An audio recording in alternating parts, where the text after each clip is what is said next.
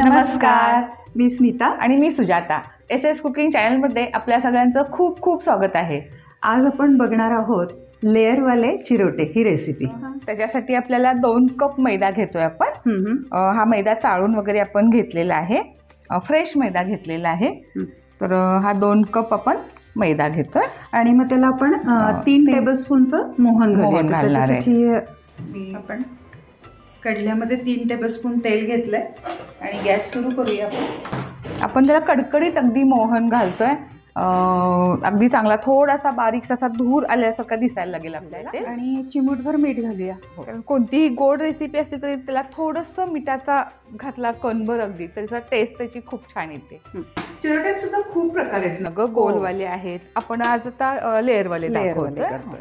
तेल आपलं छान तापलेलं आहे. थोडंसं ह्या साईडने असं दिसतंय बघ, थोडंसं बारीकचं त्याला धूर आला आणि तेवढाच दिसायला पाहिजे, कारण मैदा तसा नाजूक असतो आणि त्याचा रंग बदलू शकतो. ते घातल्यानंतर आपण पटकन हलवायचं नाही तर तिथे तो मैदा करपण्याची शक्यता असते.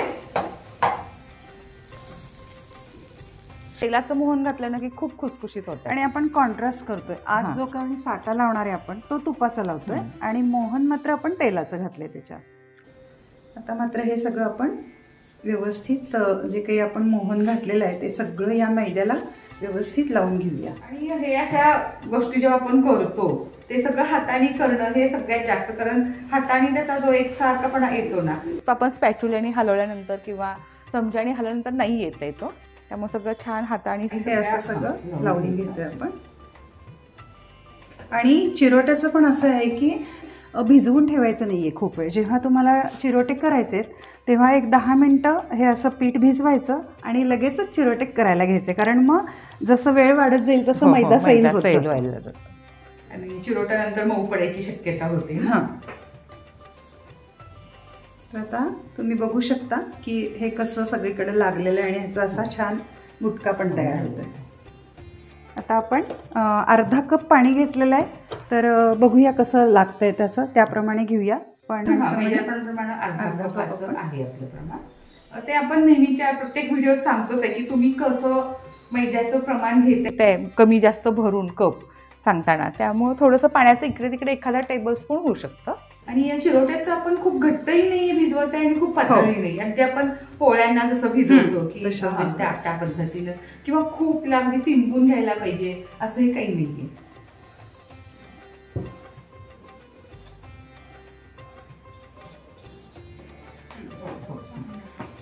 अर्धा कप आपण पाणी घेतलं होतं आणि एखादा टेबलस्पून त्यातलं राहिलेलं आहे.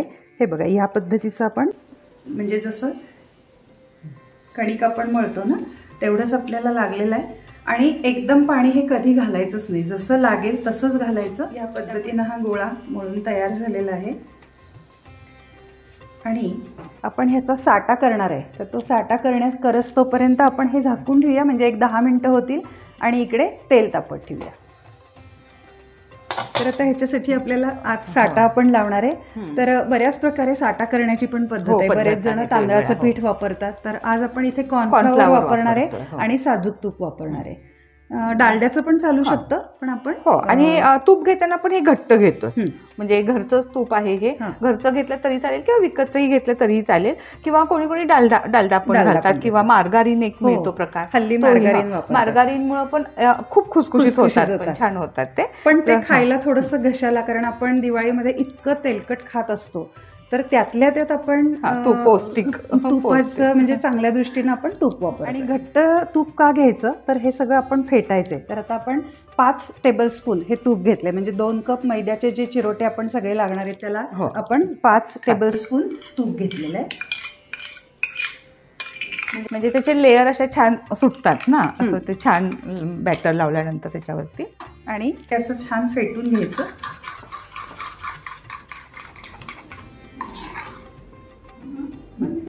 आणि ह्याच्यामध्ये आता आपण 2 टेबलस्पून कॉर्नफ्लॉवर घालूया. कॉर्नफ्लॉवर इतकं हलकं असतं ना, त्यामुळं बॅटर पण आपलं ते अगदी हलकं होतं. ह्याच्यामध्ये आता आपण 2 टेबलस्पून भरून कॉर्नफ्लॉवर घातले आणि ते घातल्यानंतर पण सगळं ते एकजीव करायचं व्यवस्थित कॉर्नफ्लॉवर तुपामध्ये. म्हणून आपल्याला तूप घट्टच पाहिजे. आपण नॉर्मल टेम्परेचरचं सुद्धा घेत नाहीये, तर घट्ट असं तूप घेतोय आणि आता थंडी असल्यामुळे ते ऑलरेडी घट्ट असतं ते तूप आपलं. हा आपला साठा तयार झाला. आता आपण ह्याचे जे पीठ भिजवलं होतं ते 10 मिनिटं झाली आहेत त्याला आणि असे गोळे करून घेतलेले आहेत. 8 गोळे झाले ना आपले. 8 गोळे झालेले आहेत म्हणजे आपल्या 4 पोळ्या होणार. तर आपण हे अगदी आता लाटून घेऊया. आणि याला मात्र तुम्ही पीठ वगैरे व्यवस्थित लावून घेऊ शकता. कारण का तर पीठ लावलं की नाही की ते हवं तेवढं लाटून घेतं. आणि चिरोट्याचं एक मात्र आहे की तुम्ही पोळी लाटताय कशी त्याच्यावरच चिरोटा अवलंबून असतो. त्यामुळे खूप पातळ आपल्याला ही पोळी लाटून घ्यायची आहे. खरं तर ह्या पोळ्या आपण ओट्यावरती पण छान लाटून घेऊ शकतो. म्हणजे त्याला खूप आपल्याला जागा मिळते की त्याला मोठी करायला. बरोबर. आणि हा खरं तर कट्ट्यावरच लाटायचा खरं तर आयटम आहे. म्हणजे काय मनसोक्त आपण लाट म्हणतो ना तसं हे लाटायचं ऍक्च्युली. म्हणजे कट्ट्याचा खालचा जो काही रंग आहे ना काळा तो अगदी आपल्याला व्यवस्थित वर दिसतो. किंवा पोळपाटाचा. आता पोळपाटावर आपण लाटतोय पण तुम्ही जेव्हा पोळपाटावर लाटाल तेव्हा पण असे छोटे छोटे गोळे करा तेव्हा मात्र. आणि असं भरपूर भरपूर त्याला लाटा. बऱ्याच जणांचा चिरोट्याचा 2 पोळ्यांचा पण करतात. कोणी 3 कोणी 4 असं लेअरवाले पण करतात. एकावर एक ठेवून अशा. पण जेवढ्या आपण जास्त पोळ्या घेऊ तेवढं आतलं जे भाजणार आहे आपण तळताना ते थोडंसं कधी कधी कच्चं राहायची शक्यता असते. आणि मग नंतर चिरोटा मऊ पडतो. नंतर पडतो. सुरुवातीला आपल्याला वाटतं की तो छान झालाय पण म्हणून आपण 2-2 करतोय पण भरपूर त्याला येतात अगदी लेअर. तर आता तुम्ही बघू शकता की असं अगदी इतकं पातळ लाटलेलं आहे. आता ही पोळी आपली लाटून झाली आहे तर तेव्हा ह्याला काय करायचं आतमध्ये थोडासा मैदा लावायचा आणि ही पोळी काढून घ्यायची. या बाजूनी पण त्याला मैदा लावायचा आणि ही पोळी आपण दुसरी पोळी लाटून घेऊया. तोपर्यंत ही अशीच ठेवून देऊया. एक तुम्हाला करून दाखवूया आपण की ह्याचे साठा लावून कसे गोळे तयार करायचे.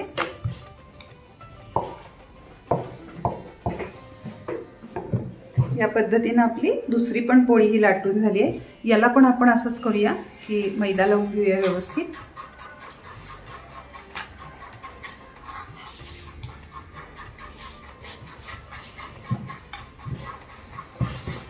आणि याला आता आतमध्ये आपण साठा लावून घेऊया. साठा म्हणजे हे मगाशी आपण तूप आणि कॉर्नफ्लोअर घालून पेस्ट केलेली.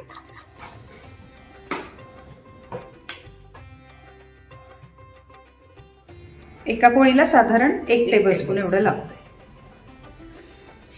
आणि छान असं स्पॅच्युल्यानी पसरवून घेतलं ना सगळीकडे एकसारखं पसरवून घ्यायचं ते.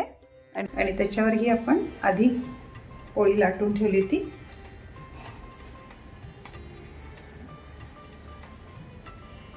हे मैद्यात असल्यामुळं थोडीशी पोळी लाटून जरी आपण ठेवली पहिली तर थोडीशी श्रिंक होते. ती व्यवस्थित पसरून घ्यायची. आणि ह्याच्यावरती मात्र लावताना थोडासा लावला तरी चालतो कारण आत आपण भरपूर प्रमाणात लावलेला आहे. तर आत 1 टेबलस्पून आणि बाहेर अर्धा टेबलस्पून लावला तर सुद्धा पुष्कळ. हा जो आपण केलेला साठा आहे तो बरोबर आपल्याला 4 पोळ्यांना अगदी व्यवस्थित. आणि घडी घालताना मात्र अगदी दाबून दाबून नाही घालायची. फक्त हलकं त्याच्यावर ठेवत जायचं. जसं प्रेस नाही करायचं. फोल्ड करत जायचं. फक्त त्याला फोल्ड करत जायचं एकसारखं.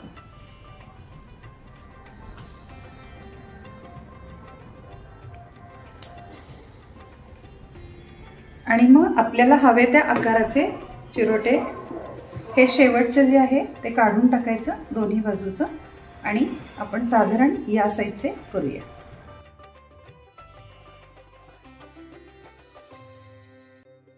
म्हणजे आपण जेव्हा 2 पोळ्यांचे करतो तेव्हा प्रत्येकाच्या 6 आपल्याला चिरोटे होत आहेत.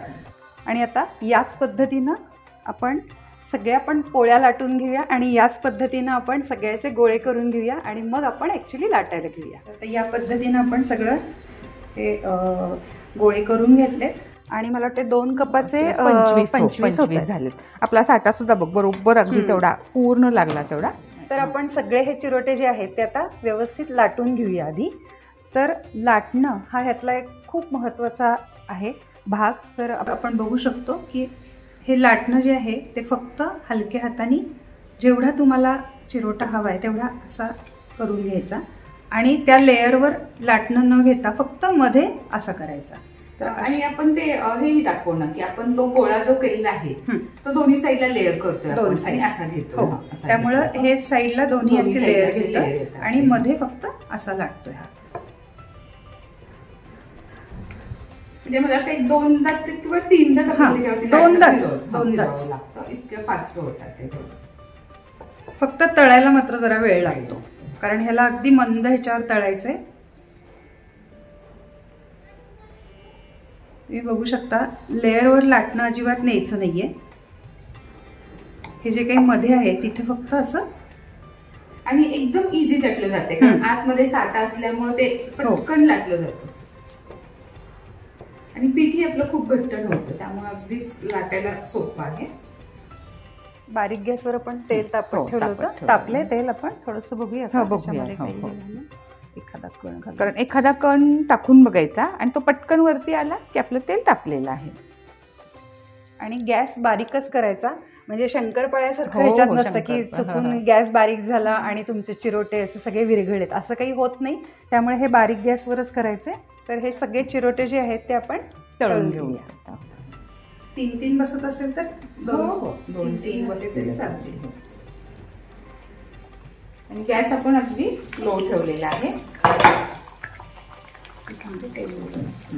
आणि तळताना हा असा तेल त्याच्यावरती असं उडवत वरती तेल उडवायचं. लगेच आपण त्याला फोल्ड नाही करत आहे. लेअर वरती तेल उडवत भाजायचा तो म्हणजे त्याचे लेअर सुटतात.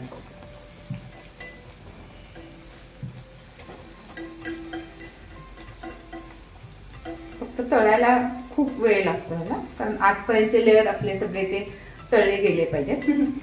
त्यामुळे करायला सोपं आहे पण तळायला मात्र त्याला पेशन्स लागतात खूप. छान मस्त लेअर सुटायला लागले दिसत आहेत. आणि म्हणजे हा चुकून जरी एखादा चिरोटा आपला राहिला म्हणजे मला असा आलेला अनुभव आहे. एखाद्या दिवाळीत असा चुकून एक चिरोटा राहिला होता आणि तो मला नंतर जवळजवळ 1 महिन्यानंतर दिसला.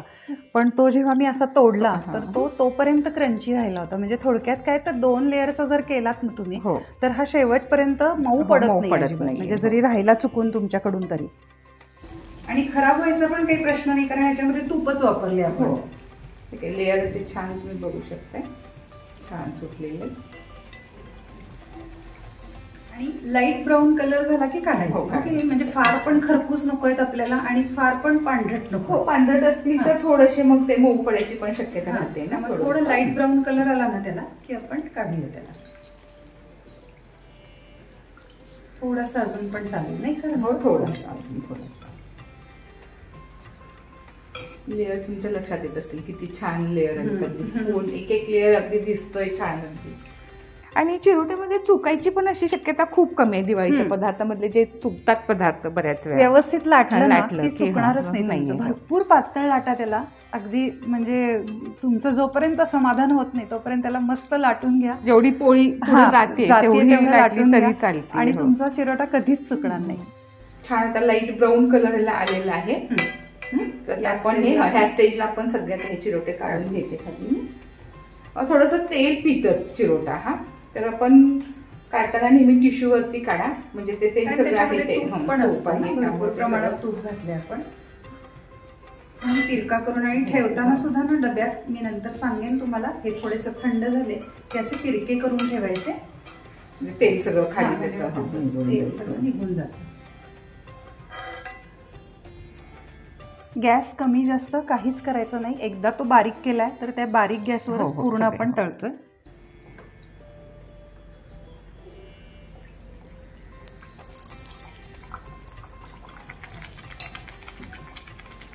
आणि थोडेसे कोमट झाल्यावर आपण त्याच्यावर साखर घालूया. अगदी गरम गरम ह्याच्यावर जर तुम्ही साखर भुरभुरली ना तर मग साखरला थोडंसं पाणी सुटण्याचा शक्यता असते. त्यामुळे थोडेसे कोमट होऊ देत आणि मग आपण त्याच्यावर साखर हे करूया.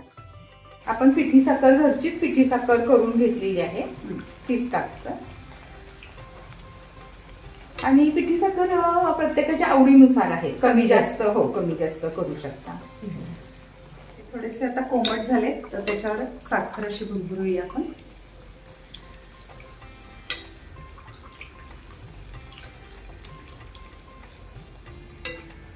त्यामध्ये साधारण एका चिरोट्यावर आपण अर्धा टीस्पून वगैरे साखर घालतो, म्हणजे तो गोडीला अगदी परफेक्ट होतो.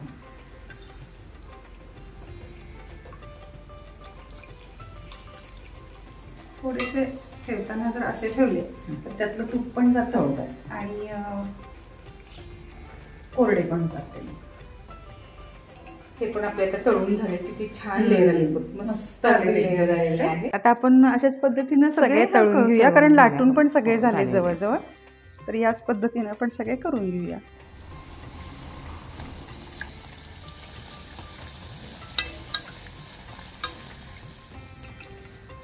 आता सगळे चिरोटे तळून तयार आहेत. मला वाटते 25 चिरोटे आपले झालेले आहेत 2 कपामध्ये.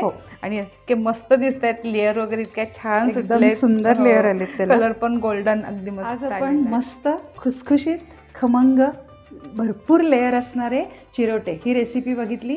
तुम्ही सुद्धा नक्की करून बघा या दिवाळीमध्ये. आम्हाला कमेंट्समध्ये जरूर सांगा, आम्ही वाट बघतोय तुमच्या कमेंट्सची. आणि आमच्या यूट्यूब, इंस्टाग्राम आणि फेसबुक या चॅनेलला नक्की लाईक, शेअर आणि सबस्क्राईब करा. आणि आमच्या SS कुकिंग चॅनेलला नक्की फॉलो करा. लवकरच भेटूयात.